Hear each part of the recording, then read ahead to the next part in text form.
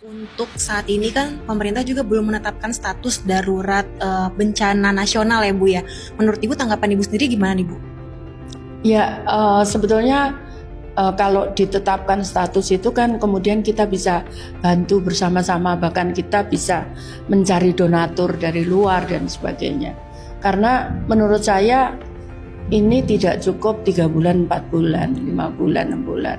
Karena tadi yang bukan hanya infrastruktur yang rusak, tapi infrastruktur untuk pangan mereka. Itu yang menurut saya paling berat, lebih berat gitu. Kalau rumah rusak mungkin bisa kita perbaiki. Tapi kalau sawah rusak kita kan harus cari cari alat, kemudian itu, dan hancur semua. Sawah-sawah yang banyak sudah siap panen hancur semua.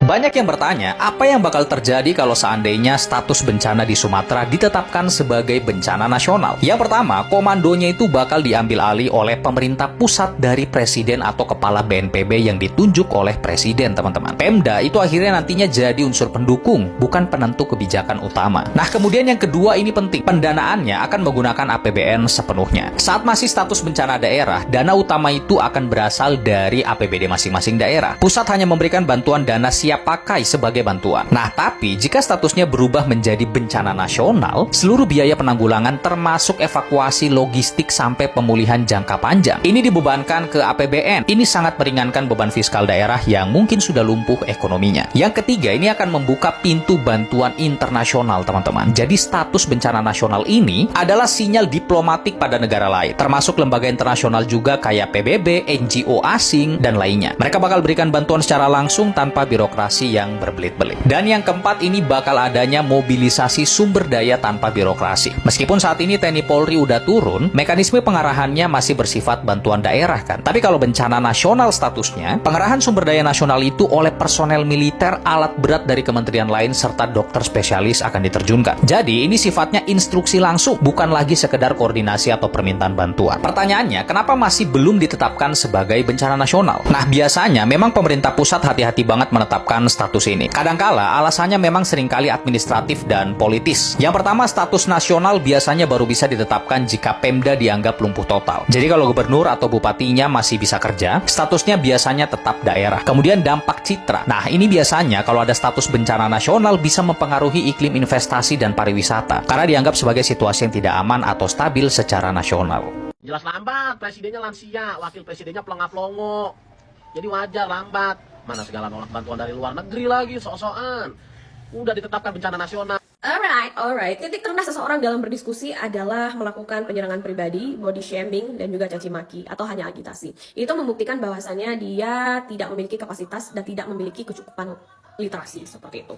Kalau mau jujur, dari hari pertama, dari segala lini pemerintahan sudah turun, ya, seperti Tim SAR, polisi, TNI, dan juga BNPB itu sudah mengerahkan segala daya upaya untuk mengoptimalkan penanggulangan bencana ini, begitu. Yang kedua terkait status bencana nasional. Apakah kemudian orang yang seperti ini lebih concern terhadap status atau terhadap bantuan dan usaha seperti itu? Karena status nasional ini tidak bisa main-main ditetapkan, karena itu akan berdampak dan berefek di nasional maupun internasional. Contoh sederhananya, karena saya adalah backgroundnya ekonomi begitu kan, maka saya akan berbicara soal ekonomi. Apabila status bencana nasional ini ditetapkan, maka pihak internasional yang nantinya akan melancong ke Indonesia, turis yang ingin jalan-jalan ke Indonesia ini juga berdampak. Ada yang namanya travel warning. Teman-teman pernah dengar arti tentang travel warning ini?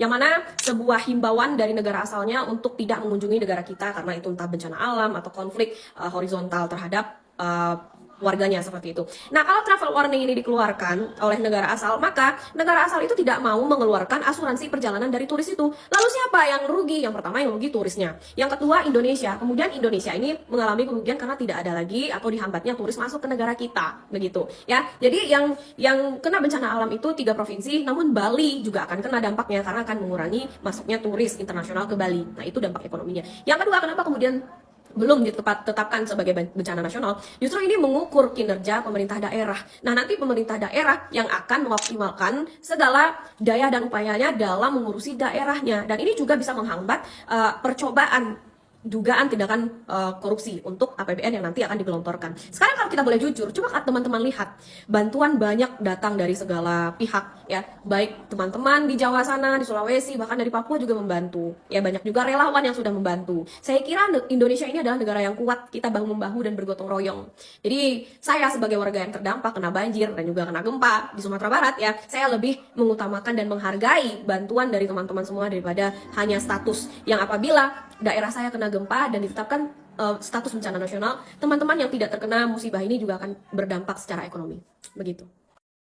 Selamat datang di channel saya. Kali ini video menampilkan tentang kenapa sampai sekarang pemerintah belum menetapkan bencana yang ada di Aceh dan di Sumatera sebagai bencana nasional. Video pertama menampilkan karena ini bencana akan berkepanjangan, jadi sebaiknya dipikir balik untuk menjadikan bencana nasional untuk Aceh dan Sumatera. Dan video yang kedua menampilkan bahwa jika pemerintah menetapkan bencana nasional untuk Aceh dan Sumatera, akan berefek kepada pariwisata Indonesia dan investor Indonesia.